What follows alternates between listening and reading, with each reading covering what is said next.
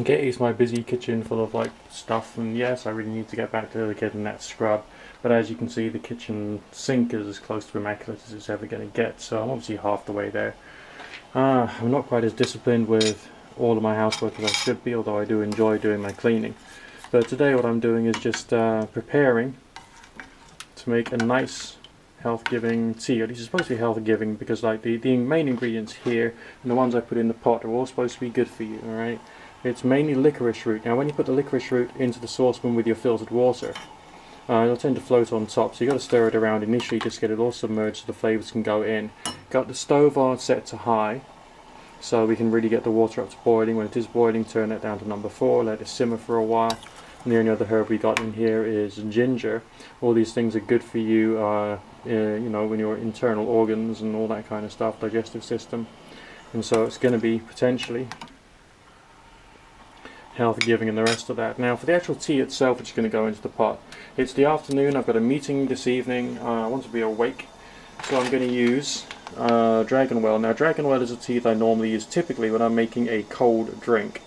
What I tend to do is I get out here it is, the AeroPress coffee maker, which has this thing, and there's a basket which goes over the top there, which is there, and you have filters which go inside it as well, and essentially you can fill up the chamber with a combination of flavors such as a herbal or fruit tea, as well as, in this particular case, Dragon Well, which will provide me with the caffeine input into my body as well as the antioxidants.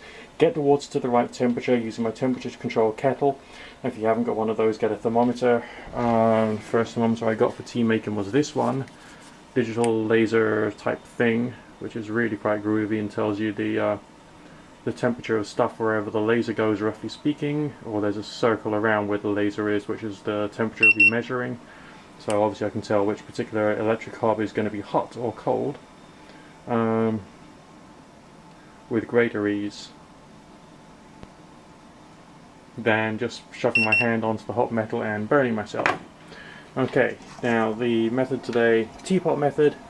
The main purpose of using a teapot is that the shape of it is designed to allow you to swirl the tea around, as much as because it's like dinky and cool, that's why it's like fat and all the rest of it. It's supposed to be that shape to enable you to sloosh around your tea and to get the optimum flavor extraction. So it's actually quite cool that these, you know, rustic looking big fat teapots are big and fat and teapot like and rustic, and you know, it's because they're good for swirling tea around.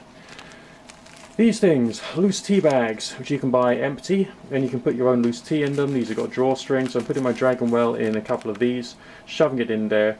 Once I've got this up to temperature, strain out all the stuff using a tea strainer, shove it into the teapot, and then hey presto, I'll be able to infuse that and then drink it. Now it's just a lovely bright sunny day out there. I mean, good God, it is beautiful weather outside. A nice hot, stinking hot pot of tea would be just what the doctor ordered. So this is me showing you how to have a nice healthy drink. And think about it, if you buy a can of Coke or whatever, essentially it says on it, this is a carbonated soft drink with extracts of herbs and caffeine and the rest of it. And basically what I'm making here is a drink which contains extracts of herbs, and it's going to have artificial sweeteners, and it's going to have caffeine, and I've made it at home and I know what goes into it, and I'm not going to get sick or develop a digestive complaint because of it. Okay, so this is one of the things I do for health, economy and all that kind of great stuff. And you'll notice it's starting to foam up here. That's good because that could be the bacterial action from the surface of the ginger. I'm just going to spoon that crap off, and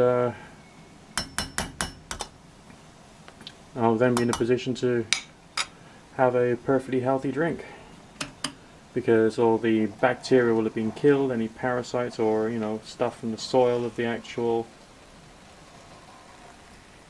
ginger was grown in will all be being killed off. Anything on the surface of the licorice also will be being killed off, and it'll be good. Speak to you soon. Whoops. Oh, sugar.